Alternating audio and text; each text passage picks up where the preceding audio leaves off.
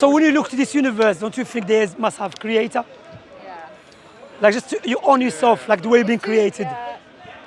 Don't you think about it? To be honest, I haven't really got many strong views about it, but I say, yeah, I mean, there's a chance, isn't there, that it could have been. You know, the Quran always directs us to use our intellect, to use our brains.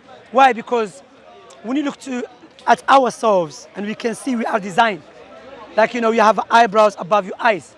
Why? Because sweat contains salt. If it keeps going to your eye, will blind it. Yeah. You see, you have a joint in your elbows. You have a nose next to your mouth before you eat, smell food. That cannot come randomly or come from a blind matter. You understand? That must have a creator. That's why when you look at your own creation and look at the universe, the alteration of day and night, that indicate must have a creator. You know, imagine you're walking down the road, there's nothing there, and you see nice, designed, beautiful phone. You're not going to stop thinking maybe it came randomly. Automatically, straight away, someone made it. Yeah. That is called natural inclination, or another word called knowledge of necessity or common sense, which by necessity must have someone that created it and designed it. That's just a simple phone. What about our own eyes? What about our own selves? You see what I'm saying? That's why we believe that knowing the creator exists is something which is well rooted within us. And that was proven by a study that was done at Oxford University. In Oxford University, you can check it out online. In Oxford University, what they did, they took children from different parts of the world and they spent 1.9 million on this project. And it took them 3 years. They came to a conclusion, children, if you leave them alone without teaching them, they will grow up in believing there is a creator. Of course, not believing creator, his name is Allah. No, they believe there's a creator and there's a purpose in this life. Without external influence. And Prophet Muhammad mentioned that 1,400 years ago. Prophet Muhammad said every newborn is born with a natural inclination. In Arabic, al-fitra, which means something that God created people with to recognize. However, his family make him a Jew or a Christian or a fire worshipper.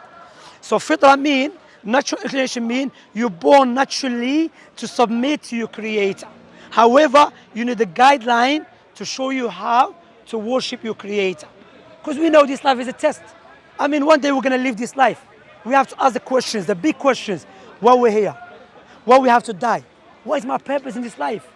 These questions, we don't ask it anymore because we are too busy with this material life. But you know what is facts? And what is guarantee? That we're going to die. And imagine, have you been to Algeria, Morocco? No. Imagine you want to travel to Morocco or to Algeria.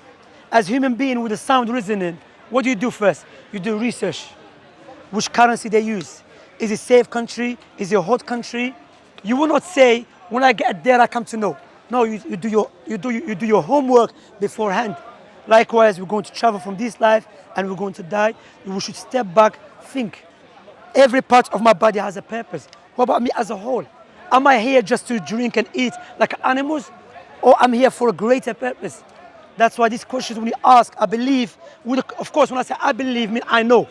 Based upon the clear proofs in the Quran and the logical proofs, those questions, the answers are in the Quran. Before that, Jesus came with it. Before that, Moses, Abraham, Noah. Now the last prophet is Muhammad.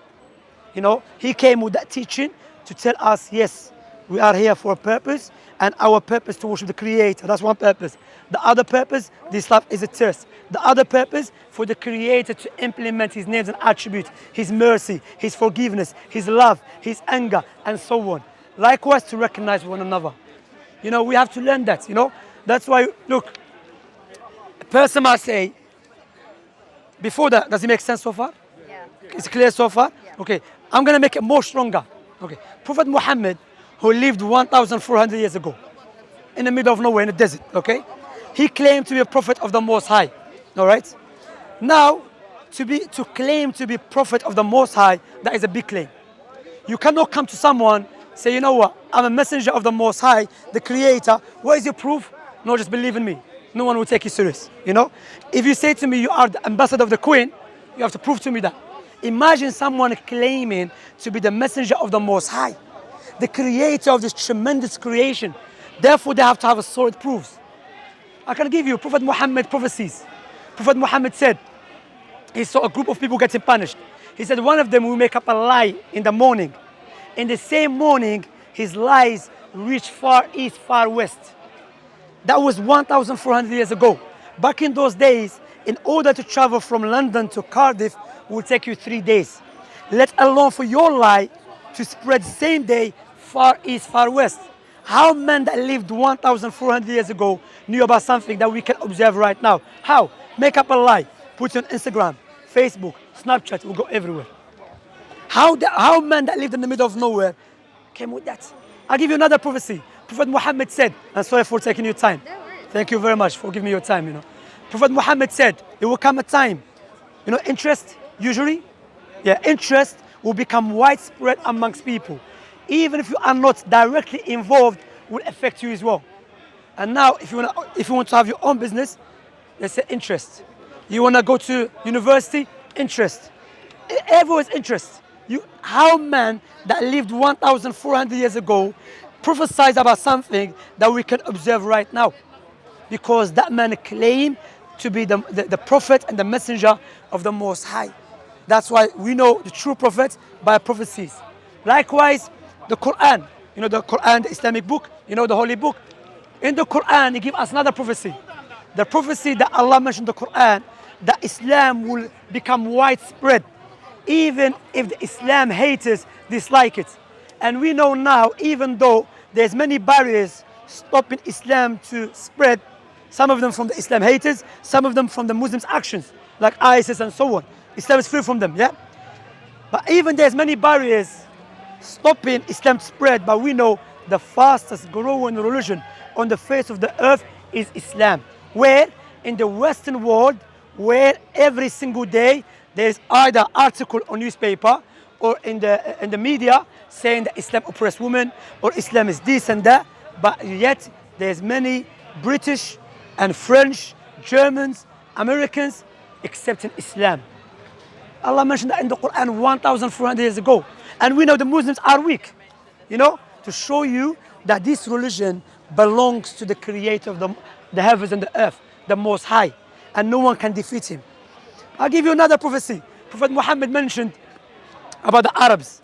He said there will come a time when the barefoot Arab man, they will start competing in building tall buildings. And that was 1,400 years ago. Let me ask you, where is the tallest building in the world? Dubai. Is in Dubai.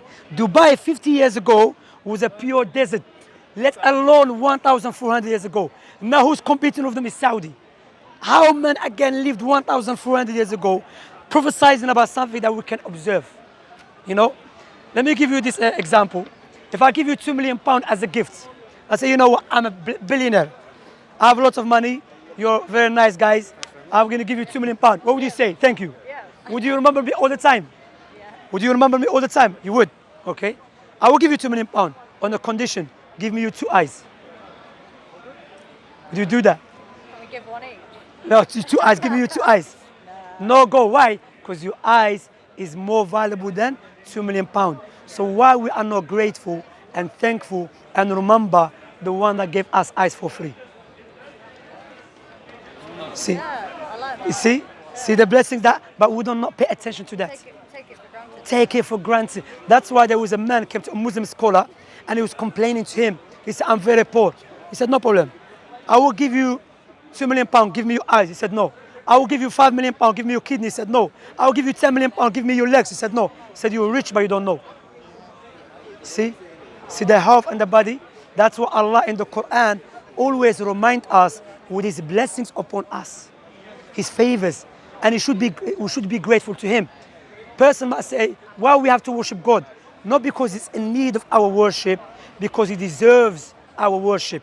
Example of that, imagine you are in a house and you are surrounded with a fire. You try your best to save yourself, you gave up. And I came and I saved your life. Without any doubt, you're going to be very grateful to me. Even though I would say, don't thank me. You say, no, Shamsi, you deserve it. Aaron, how you doing, Aaron? Salam, Aaron. How are you? Nice. You going? Yeah, we're going. We'll see you around. I'll see you around. Yeah. I'll see you after. Happy New Year. Jewish New Year coming up. Oh, okay. The Islamic one just gone. All right, Aaron, take care. Have a nice evening. You're surprised Muslim with Jewish, innit? You always seen us in the war. So the point here is you say you deserve. So that's why Islam is a simple religion, goes in line with our sound reasoning, natural inclination, that worship God the way He wants to worship Him. For example, if you want to buy a gift for your mother, would you buy a gift that you love or your mother love? Your mother love. Likewise, if you want to worship the Creator, we should worship Him the way He loves, not the way we love. Because the way He loves is objective. The way we love is subjective. That's why the Creator sent the prophets and messengers to teach us about our purpose in this life. And what makes Islam very special, Islam comes with 5 things. If we observe them, our society will be a good society. Okay? Where is it? Islam wants against alcohol, drinking alcohol, yeah? Okay. Why? Is alcohol bad for us or good for us? It's bad for us. So when Allah said do not drink, not because Allah hates us or Allah wants to oppress us, because Allah wants good for us. Allah wants to take care of your body, you know? But because people in authority and power, they want to make money out of us, so they say no, drink. Even they publicize it, they promote it, but it's bad for you. Likewise, interest. Why interest is bad? Interest make the richer richer and the poorer poorer. Islam interest forbidden. Likewise, in Islam, anyone that goes around kill innocent people, there is a capital punishment, because this person doesn't deserve to be alive because he doesn't care about people's life. That's why Islam, when you look to the teaching of Islam, came to save 5 necessities. Alcohol is forbidden. Interest is forbidden. Likewise, fornication. Why are fornication forbidden? Because fornication, firstly, cut off people's lineage. That's why Islam marriage is very important. When you have a family, and now there was a study done, they said the reason there are a lot of young boys and girls commit crimes, generally speaking, because they come from houses that are broken houses. And Islam pay big attention to family unity. Islam said, get married, take care of your wife. Prophet Muhammad said, the best of you, the one that takes care of his wife. Prophet Muhammad said, anyone that claims to love his girlfriend or a woman, then marry her. Because when you marry her, you know she has a right over you. So Islam did not come to oppress people. Islam came to save people from destruction. But those who are very hostile to Islam, those who are making money from our misery and our suffering, much generally speaking. What do you think what I said? Really good. Makes sense? Yeah. Is it clear to you? That's why you should do research about Islam, study. And that's why I'm here. I'm here. I spoke to you many times. You know, that's why I'll try to avoid them. You know, no, it's not halal. Okay. So what do you? Sometimes I bring leaflets. I don't have a leaflet, but I will invite you to become Muslims, no doubt. But it's up to you. If you want to do research, study, it's up to you. Thank you very much. Look after yourself. Okay. All right. Take care. Let me make clear to you. You have to shake her because Islamically speaking, yeah, I'm not allowed. I'll tell you why. Okay. Because I don't want you to just go think, okay, Islam, I'm not allowed to shake a woman's hand, even if she's a Muslim. Only my wife and my sister and my daughters or my auntie. But a woman that I can marry or there's a chance to marry her, then I'm not allowed to do that. You know? Do you know exactly? We respect that. All right, thank you very much, Thank man. you very much. I look after you. Thank you very much for giving me your time. Yeah, thank You'll have a nice day. All right, take care. Thanks. Stop barking. Yeah, bark. Stop barking. Stop barking. Stop barking. Stop barking. Alhamdulillah. That's why I like to come. Speakers corner when you have a nice discussion with these guys. Wallahi, alhamdulillah, that's why I'm happy. Now I have to go home, let this person bark. You have barked Teach him how to enough. bark. Teach us how to bark. You have barked enough, so you didn't bark properly. You need to. Yeah, You put your need bark to, inside. you need to speak the truth. Not the lie. The Quran